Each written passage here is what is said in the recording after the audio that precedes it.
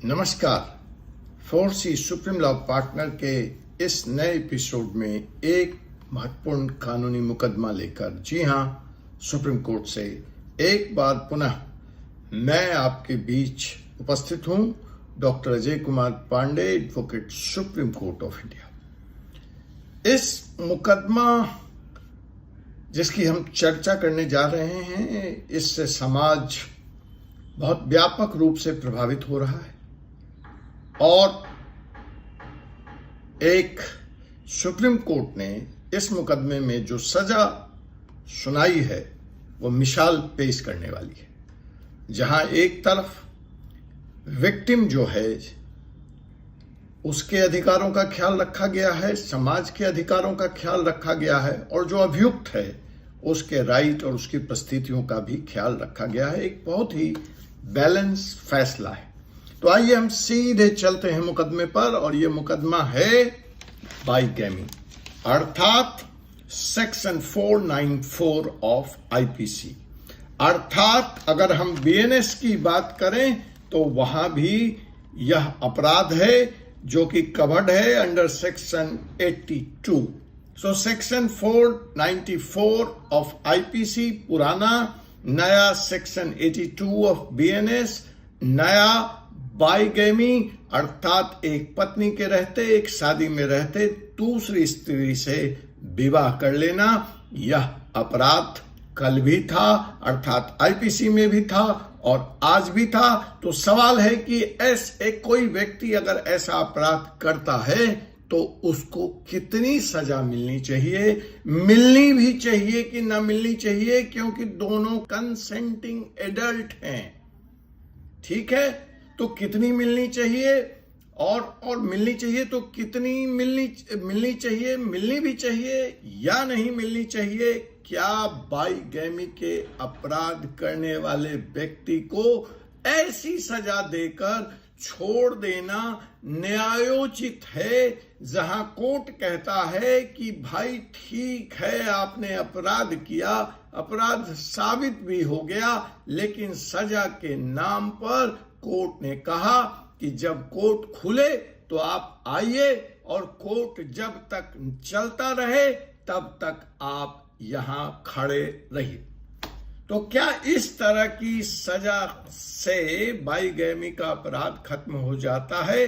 इसी बारे में हम जानेंगे सुप्रीम कोर्ट के इस मुकदमे के माध्यम से। तो पहली जो महत्वपूर्ण बात है कि कोर्ट ने कहा कि सजा जब भी होगी वह समाज में एक मानक बने, समाज की मर्यादा को स्थापित करे, वह सबसे महत्वपूर्ण है। जो दूसरी बात सुप्रीम कोर्ट ने कहा वह यह कहा कि सजा हमेशा परिस्थिति, अपराध करने वाले व्यक्ति और अपराध की गंभीरता को देखते हुए तय किया जाना चाहिए। और इस तरह की सजा कि आप सवेरे कोर्ट आए और शाम में चले जाएं, stand till the rising of the court, कहीं से भी न्यायोचित या यथोचित नहीं कहा जा सकता। और इस बाइगैमी के मुकदमे की सुनवाई करते हुए कोर्ट ने जो पति है और जो पत्नी है, पति वह दूसरा पति और पत्नी वह जिसने अपने पूर्व पति को छोड़कर दूसरे पति से शादी की, उसको 6 माह की सजा दी। अब यहां पर एक और महत्वपूर्ण बात आती है कि इन दो दंपत्तियों का, इन दंपत्ति का जो कि यहां एक्यूज्ड हैं, जो अपराधी हैं, जिनको 6 महीने की सजा सुनाई गई, उनका एक 6 साल का बच्चा भी है। अब कोर्ट को लगा कि आखिर उस बच्चे का अपराध क्या है, उसको क्यों सजा मिले उसके मां बाप की गलती के, और यह भी एक बड़ा महत्वपूर्ण पॉइंट था। तो इसलिए जस्टिस सीटी रवि कुमार और जस्टिस संजय कुमार की डिवीजन बेंच ने लीग से अलग हटते हुए मानवीय संवेदनाओं और बच्चे के अधिकार को सुरक्षित रखते हुए एक अभूतपूर्व फैसला दिया। और वह फैसला यह था कि सजा तो 6 महीने की ही रहेगी, लेकिन स्टैगर्ड कर दिया जाएगा, अर्थात अलग अलग होगी। और स्पष्ट करूं तो कोर्ट ने यह कहा कि सजा जो Madras high court, Chennai high court ने इस दंपत्ति को दिया था कि आप सवेरे से शाम कोर्ट में आकर खड़े रहें और आपका अपराध पूरा हो जाएगा, सजा पूरी हो जाएगी, उसको दरकिनार करते हुए, उससे इनकार करते हुए कोर्ट ने कहा सजा तो 6-6 महीने की भुगतनी पड़ेगी, लेकिन बच्चे की विशेष परिस्थिति को ध्यान में रखते हुए ये सजा कुछ इस तरह से चलेगी कि पहले दूसरा पति सरेंडर करेगा, वो 6 महीने की सजा अपनी पूरी करेगा, वह रिलीज होगा, उसके 2 सप्ताह के अंदर पत्नी सरेंडर करेगी और वह अपना 6 माह का सजा पूरी करेगी। इस तरह से सजा की अवधि के दरमियान बच्चा कभी भी अकेला नहीं रहेगा, दोनों में से एक पेरेंट उसके पास रहेंगे। कोर्ट ने जब यह सजा सुनाई तो यह लीक से हटकर है, ऐसा नहीं हुआ पूर्व में, लेकिन कोर्ट ने साथ ही अपने फैसले में यह भी लिख दिया कि यह कोई प्रेसिडेंट नहीं है।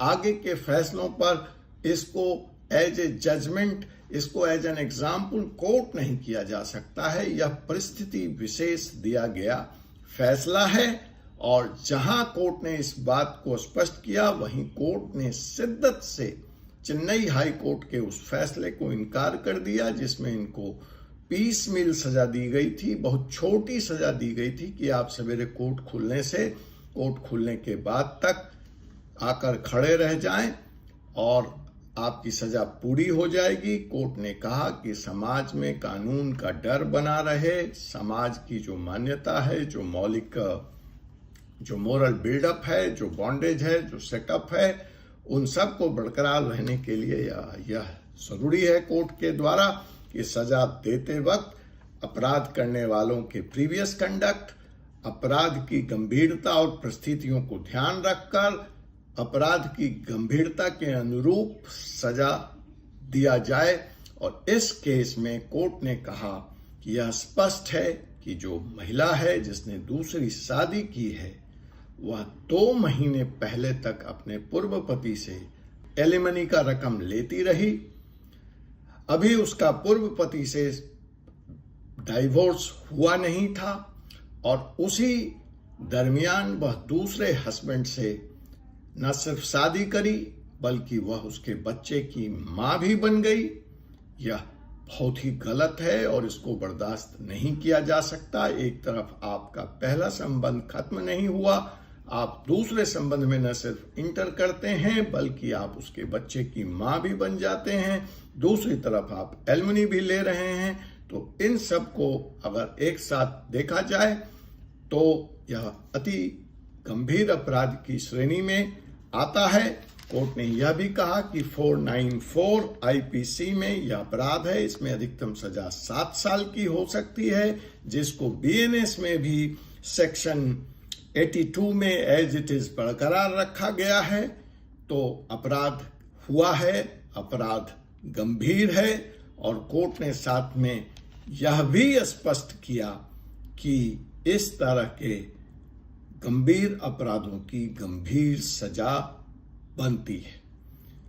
जहां तक कानूनी प्रावधान का सवाल है सेक्शन 494 आईपीसी का, तो यह एक कंपाउंडेबल अपराध है, लेकिन माफी का या कंपाउंडिंग का अधिकार पहले पति या उस पुरुष की पहली पत्नी जिससे महिला ने शादी की है, उन्हीं दोनों को है।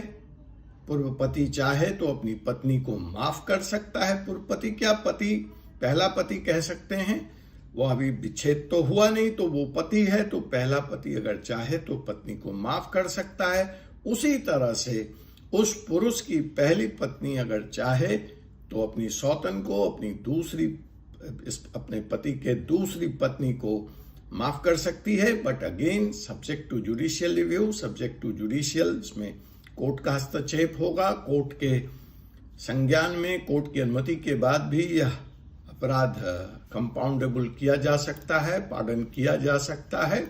और इसके साथ ही कोर्ट ने स्पष्ट संदेश दिया कि जहां एक तरफ विक्टिम का राइट है तो एक्यूज्ड की भी राइट्स हैं, और साथ ही समाज का जो ताना बाना है वह भी अक्षुण्ण रहना चाहिए, वह बात भी ध्यान में रखी जानी चाहिए। और इन तीनों परिस्थितियों को बैलेंस करते हुए जस्टिस टी रवि कुमार की खंडपीठ ने यह महत्वपूर्ण फैसला दिया। आपसे पुनः मुलाकात होगी एक ऐसे ही विषय के साथ अगले वीडियो में। तब तक के लिए मुझे advocate doctor Ajay Kumar Pandey supreme court of India को अनुमति दीजिए।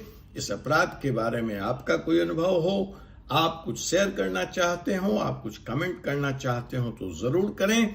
और अगर आपने अब तक चैनल को सब्सक्राइब नहीं किया है तो चैनल को सब्सक्राइब कर लें, बेल आइकन बटन को दबाकर लेटेस्ट नोटिफिकेशन भी आप प्राप्त कर सकते हैं। धन्यवाद। जय हिंद, जय भारत।